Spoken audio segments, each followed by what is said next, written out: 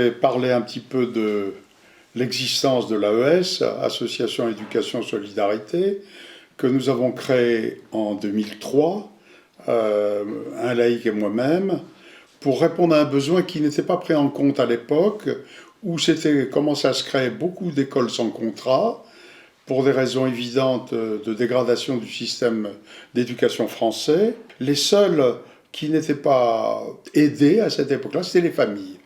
Or, il y avait des familles nombreuses, il y avait des familles dont les enfants avaient besoin d'un très grand soutien scolaire. Il y avait donc des besoins d'aider les familles nombreuses, les familles à petit salaire, les familles à petits revenus, pour sauver véritablement des enfants.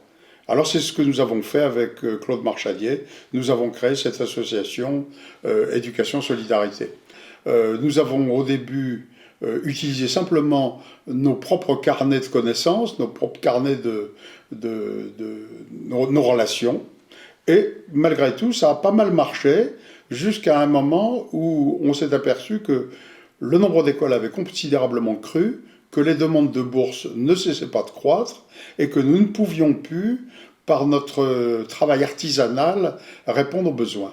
Et à partir de ce moment-là, nous avons compris qu'il fallait prendre un partenaire professionnel qui a été Arcos et qui nous a aidés à faire face à cette nécessité de continuer à collecter des fonds dans toute la France, et de pouvoir ainsi distribuer des bourses. Et le nombre de bourses n'a pas cessé d'augmenter, et il augmente, on peut dire, chaque année. Il se crée environ une cinquantaine d'écoles nouvelles sans contrat chaque année.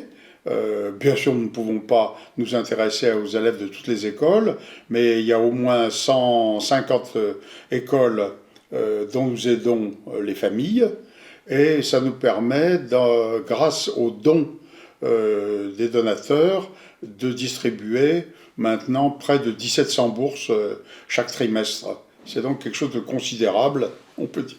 On peut dire que le succès a dépassé toutes nos attentes.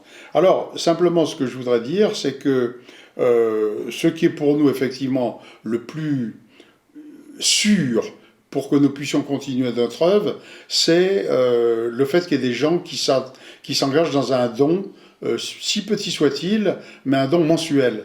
Parce que ça, c'est une sécurité. Nous savons qu'il rentrera chaque mois une certaine quantité d'argent qui nous aideront au bout du trimestre à distribuer les bourses.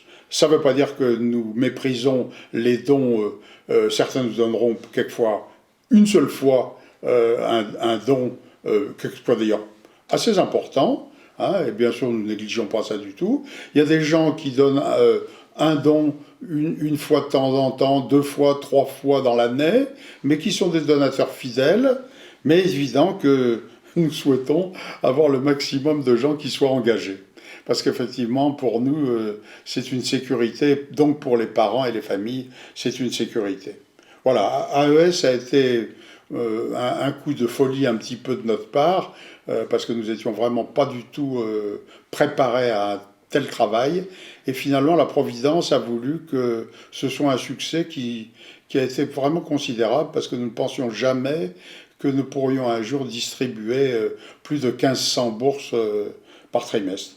Donc je crois que nous pouvons être très contents finalement de nos donateurs, très, très heureux de pouvoir remercier chaque année tous ces milliers de gens qui aident véritablement la famille française, voyez, à avoir des enfants qui posséderont véritablement les outils nécessaires, les outils scolaires on peut dire minimum, qui sont absolument indispensables. J'ai écrit à un moment dans une revue amicale que si on était capable de redonner à tous les petits Français le niveau du certificat d'études de jadis, on ferait déjà un énorme progrès. Nous demandons une fois de plus à tous les gens qui s'intéressent à ce problème crucial de l'enseignement, dont les statistiques malheureusement nous disent que l'enseignement français, qui était le meilleur du monde à un moment, est maintenant vers la 17e ou 18e place. Aider ce système français à retrouver ses qualités, et actuellement, c'est véritablement par les écoles sans contrat qu'il le fait.